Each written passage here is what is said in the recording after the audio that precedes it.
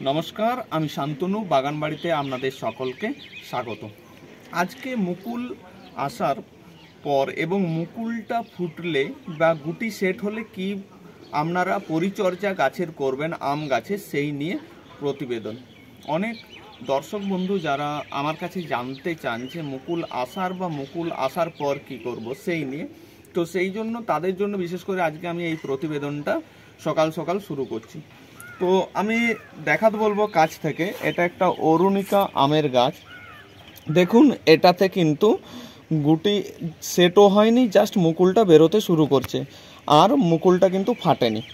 এই কারণে এই যে গাছ, এতে কিন্তু ফাঙ্গিসাইড দেওয়া যাবে। তাহলে আপনারা যখন দেখবেন যে যে মুকুল বেরোচ্ছে, মুকুলটা ফাটছে না, এই মুহূর্ত পর্যন্ত কিন্তু আপনারা ফাঙ্গিসাইড ব্যবহার করতে পারবেন। কিন্তু আমি আর একটা গাছে দেখাতে বলবো যে এটা একটা ব্যানানা ম্যাঙ্গো, আমি কাছ থেকে দেখাতে বলবো যে এই গাছটায় এটাই দেখুন মুকুলটা ফেটেছে। অতএব মুকুলটা ফেটেছে বলে এটাই কিন্তু আপনারা কখনোই ভুল করেও ফাঙ্গিসাইড ব্যবহার করবেন না। এইরকম আমি একাধিক গাছ আমি পাশাপাশি আমি দেখাই। সামনে যেমন আমি এটাকে কাছ থেকে দেখাতে বলবো, দেখুন এই যে মুকুলটা, এটা কিন্তু মুকুলটা ফুটতে শুরু করেছে, অতএব ফাঙ্গিসাইড দেওয়া যাবে না। তাহলে ফাঙ্গিসাইড আপনারা দেবেন যখন মুকুল কিন্তু ফাটবে না বা মুকুল আসবে বা আসার ওই কাছাকাছি সময়। মুকুল ফেটে গেলে কখনোই ফাঙ্গিসাইড দেবেন না।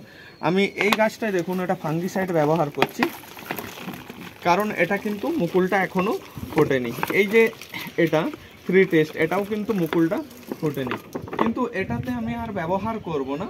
এই টিজেসি বা কাটিমনের যে মুকুল ফেটে গেছে, ওইদিকে ব্যানানা ম্যাঙ্গোর মুকুল ফেটেছে। আর আমি আর কাছাকাছি আরও দেখাতে বলবো যে এই যে টমি আটকিং এর এই যে আম গাছটা আমি কাছ থেকে দেখাতে বলবো। দেখুন যে গুটিগুলো আস্তে আস্তে কিন্তু এটা সেট হতে শুরু করছে, অতএব এটাতে কিন্তু কখনোই ফাঙ্গিসাইড আপনারা দেবেন না। তাহলে আপনারা যেটা খেয়াল করবেন যে কোনটা গুটি সেট হচ্ছে বা কোনটা গুটি সেট হচ্ছে না।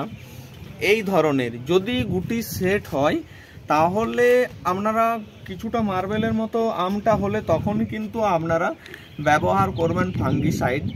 যখন মুকুল বেরোবে বা মুকুলটা বেরোনোর পরে যখন মুকুলটা ফাটছে না, সেই সময়ও ফাঙ্গিসাইড ব্যবহার করা যেতে পারে। কিন্তু মুকুল ফুটে গেলে যখন এই সময় যে বিভিন্ন কীটপতঙ্গগুলো আসছে, মৌমাছি, প্রজাপতি ইত্যাদি, এরা কিন্তু পরাগ মিলনে সহযোগিতা করে।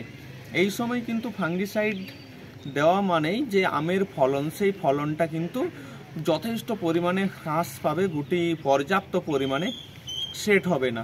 আর আপনারা যারা আম গাছ টবে লাগাচ্ছেন বা 1 বছর লাগিয়েছেন, এই সময় আপনারা যদি মুকুলগুলো ভেঙে দেন তাহলে সবচেয়ে ভালো হয়। কারণ এই সময় মুকুলটাই কম বয়সী গাছ, 6 মাস 7 মাস বা 1 বছর খানে, এতে গাছটা কি হয়, গ্রোথটা আম নিলে গ্রোথ কমে যাবে।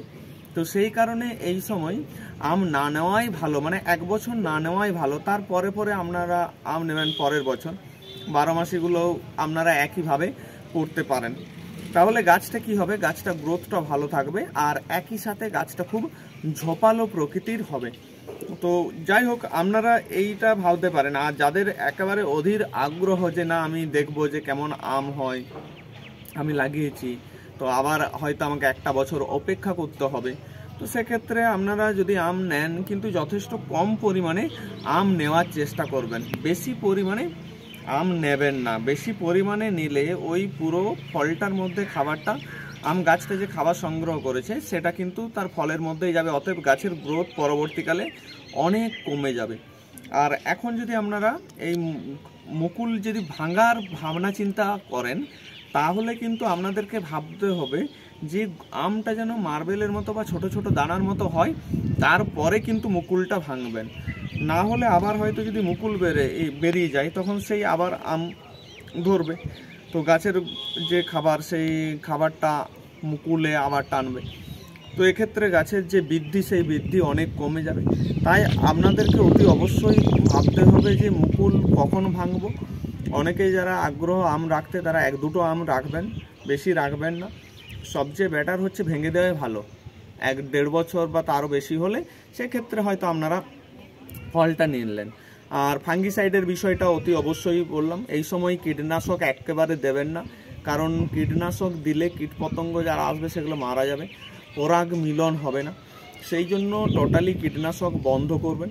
ফাঙ্গিসাইড একমাত্র দেওয়ার উপায় সেটাও বললাম। আর মাইক্রোনিউট্রন ইচ্ছা করলে দিতে পারেন, না দেওয়াটাই সবচেয়ে ভালো, কারণ মুকুল টুকুল আছে এই সময়, পরবর্তীকালে আপনারা দেবেন। আর গাছের গোড়ায় এখন কোনো খাবার দেওয়ার প্রয়োজন নেই, অবশ্যই পরে দেবেন। যাই হোক, আজকে আমি এই সংক্ষিপ্ত প্রতিবেদনে 2-4টা বিষয়কে তুলে ধরলাম। তো দর্শক বন্ধুরা, আজকের প্রতিবেদন কেমন লাগলো অতি অবশ্যই আপনারা জানাতে পারেন আমাকে কমেন্ট করে। আর পরবর্তীকালে আরও নতুন নতুন ভিডিও বিভিন্ন প্রান্তের অবশ্যই আপনাদের সামনে তুলে ধরব। ধন্যবাদ।